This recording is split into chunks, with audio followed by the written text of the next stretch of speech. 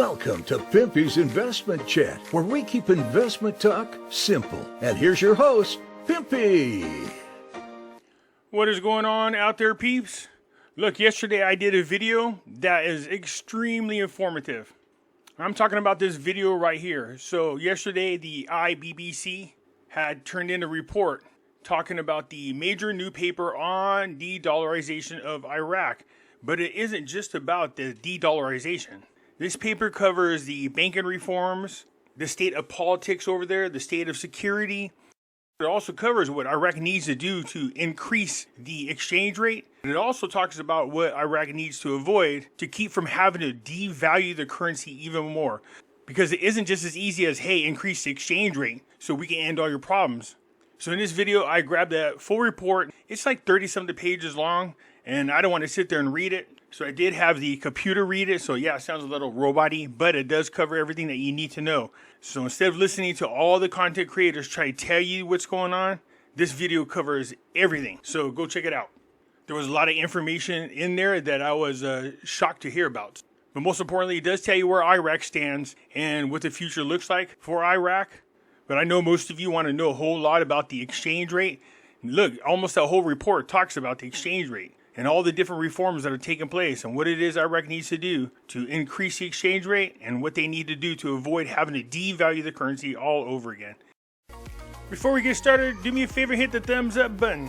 If you're not a subscriber, please do so, because when you do, it helps out the channel, and I certainly do appreciate it.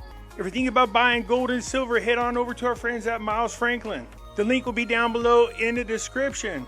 When you make your purchase, make sure you use promo code Pimpy, P-I-M-P-Y, and they'll take care of you.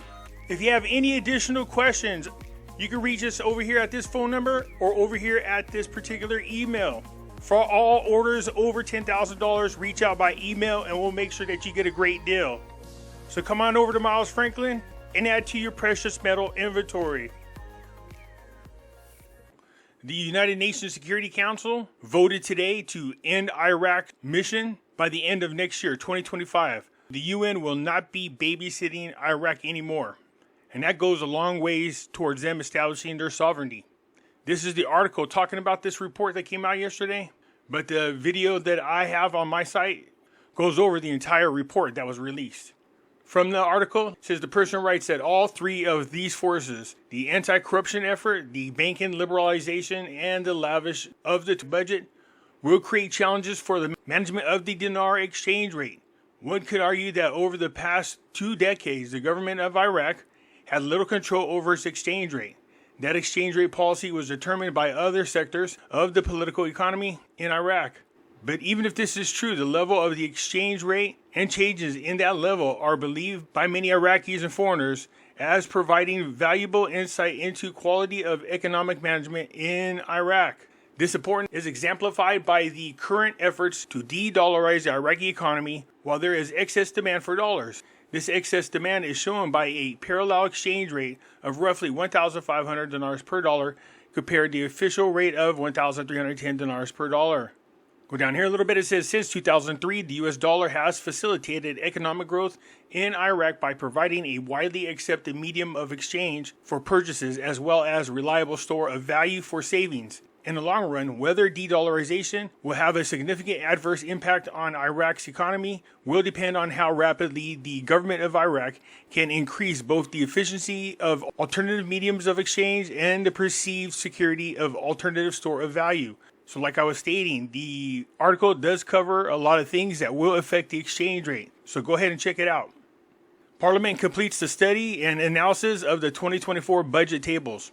So the Parliament Finance Committee announced today, Thursday, that was yesterday, the completion of the study and the analysis of the 2024 budget tables.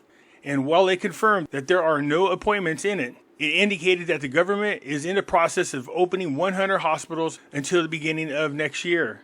Committee chairman said in a statement received by the news that the Parliament Finance Committee has completed its study and analysis of the general budget for 2024 and is now in the process of preparing the report that will be presented to the House of Representatives, pointing out that the budget tables are not an opportunity to distribute. The financial allocations to institutions are a review of what was spent in recent years and the drawing up of a new spending policy.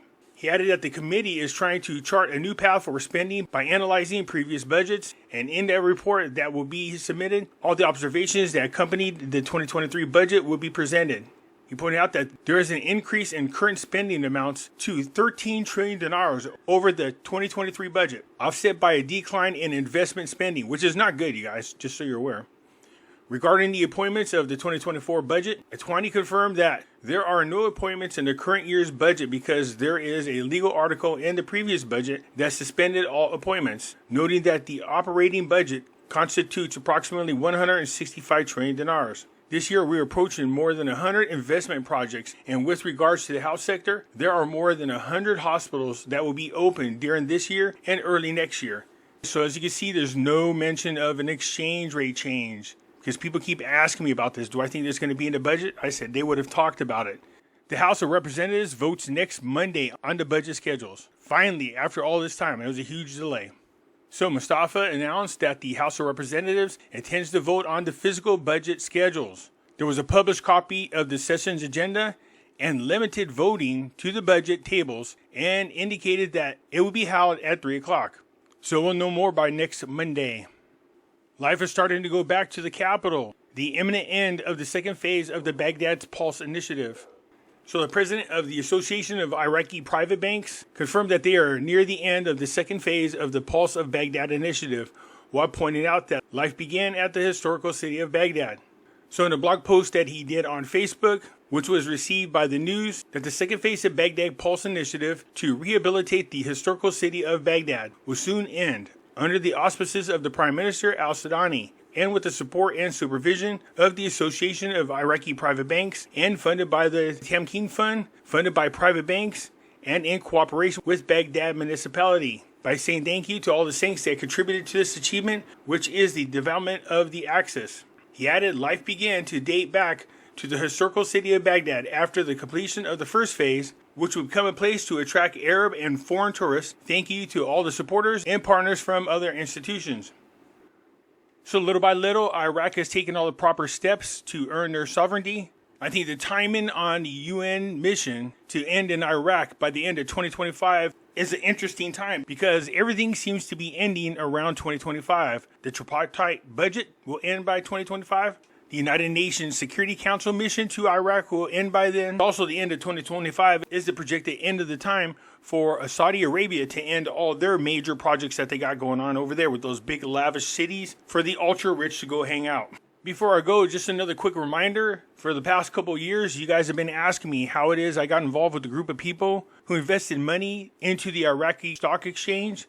Well, this is the group right here. So if you're interested in coming aboard, give them a call at 850-520-2693. Just tell them Pimpy sent you.